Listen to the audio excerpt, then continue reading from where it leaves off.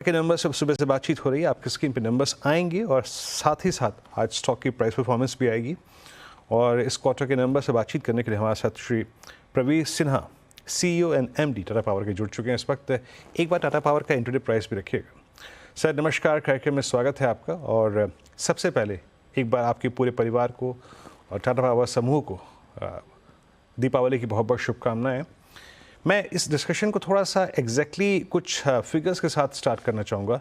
इस क्वार्टर में आपका PLF और PF क्या था सर? तो सबसे पहले आपको और आपके परिवार को एंड आपके जितने भी दर्शक हैं सबको दिवाली की शुभकामनाएं टाटा पावर की तरफ से और मेरे thank you sir, personal thank you तरफ वेरी से। Much. And such a pleasure and honour कि आज दिवाली के दिन आपने इनवाइट किया to speak to your viewers. So यदि ये क्वार्टर देखा जाए तो ये क्वार्टर हमारा बड़ा कंसिस्टेंट परफॉर्मेंस रहा है। ये 20th कंसेक्यूटिव क्वार्टर है जिसमें हमने ग्रोथ दिखाया है EBITDA में और पैट में। और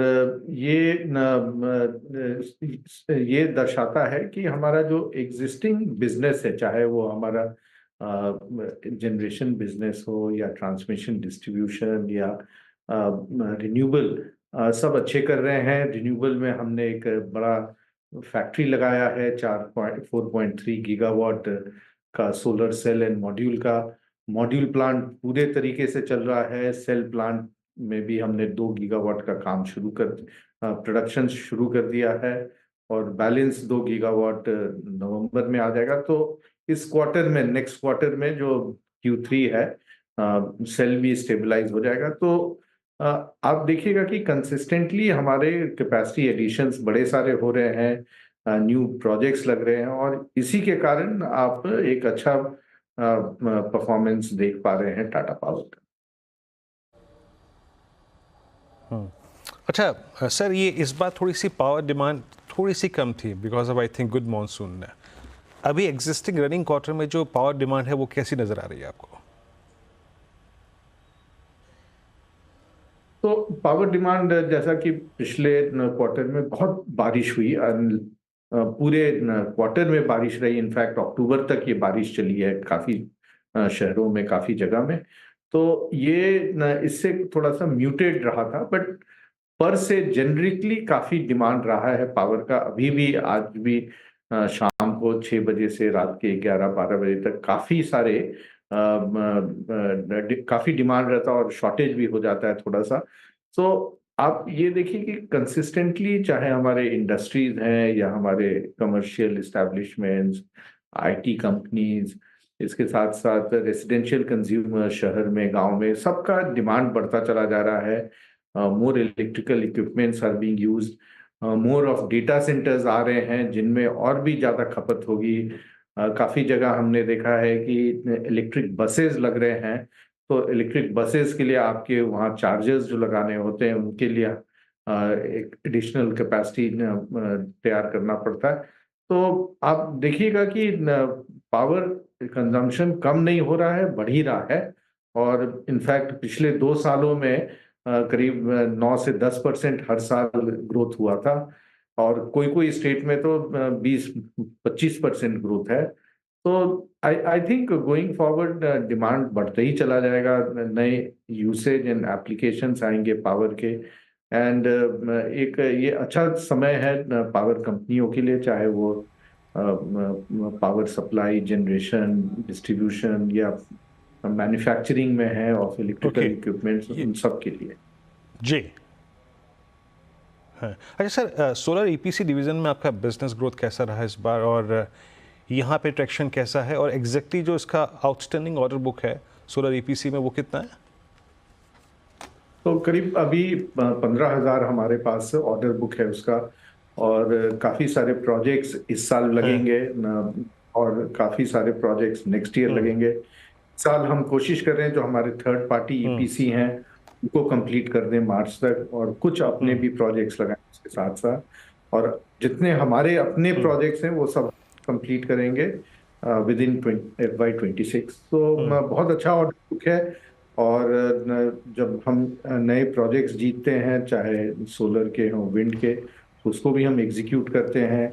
सप्लाई चेन अब बहुत अच्छा हो जाएगा, बिकॉज हमारा ही खुद का solar cell and module manufacturing है। तो हैं। एक तो सुचारू रूप से सप्लाई भी रहेगा, और दूसरा क्वालिटी ऑफ जो सेल एंड मॉड्यूल हैं। बनाएंगे बहुत अच्छा रहेगा, और प्राइस भी सही रहेगा।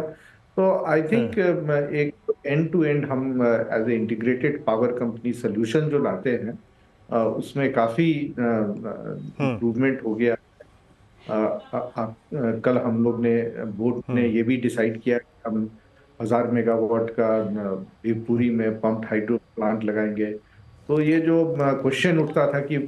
जी। रिन्यूएबल कैसे आप 24 घंटा दे सकते हैं या जिस समय आपको रिक्वायरमेंट हो, तो हैं। वो भी अब हम मीट कर पाएंगे, बिकॉज सोलर दिन में है, विंड शाम को है।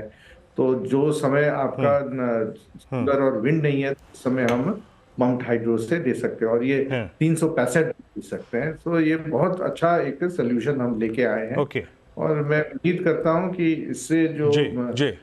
डाउट रहता था लोगों को कि हम कैसे क्लीन एनर्जी का सोल्यूशन देंगे, वो एड्रेस हो जाएगा। हम्म। ओके। अच्छा सर, अभी अभी आपने जब बोर्ड की बात की तो मेरे जहन में एक सवाल आया कि अभी बोर्ड ने कोई फैसला या फिर कोई फैसला ले सकते हैं आप फंड रेस का? और एक मोर स्पेशली जो क्वेश्चन है वो आपका जो रिन्यूएबल एनर्जी कारोबार है उसके डीमर्जर को लेकर कोई फैसला संभव है निकट भविष्य में? अब अभी जो एग्जिस्टिंग हमारे प्रोजेक्ट्स चल रहे हैं, इस साल हम 22,000 करोड़ का इन्वेस्टमेंट कर रहे हैं। 9,000 ऑलरेडी हो गया पिछले 6 महीना। तो अभी हमारे पास बड़ा अच्छा हमारा इबिटा है। आप देख रहे हैं कि इबिटा भी बढ़ा इस क्वार्टर में, नियरली 23%। सो हमारे पास काफी अभी इंटरनल कैश है, जो हमारा जो एग्जिस्टिंग प्रोजेक्ट्स है उस जो ग्रोथ है उसको केटर करने के लिए। जब कभी जरूरत होगा तब हम देखेंगे, बट अभी फिलहाल we have lot of internal accruals जिससे हम अपना ग्रोथ मीट करेंगे। But what about renewable energy business demerger sir, कुछ इस पे कहेंगे? कोई कोई टाइमलाइन? तो उसमें भी बहुत अच्छा, हमने ऑलरेडी पार्टनर लिया हुआ है, उनका 11% स्टेक है, और वो जो उन्होंने इक्विटी कंट्रीब्यूशन किया उससे हमारे प्रोजेक्ट्स चल रहे हैं। तो अभी हमें कोई ऐसा जरूरत नहीं है, जब जरूरत होगा तब हम इसको कंसिडर करेंगे। ओके। मिस्टर सिन्हा, बहुत बहुत शुक्रिया आप इस कार्यक्रम में शामिल हुए आज। बहुत बहुत शुक्रिया सर, क्वार्टरली नंबर से बातचीत किया आपने और अगले क्वार्टर का एक सेंस भी दिया, पावर डिमांड को लेकर एक सेंस दिया आपने। बहुत बहुत शुक्रिया सर, और एक बार फिर से आपको दीपावली की बहुत बहुत शुभकामनाएं।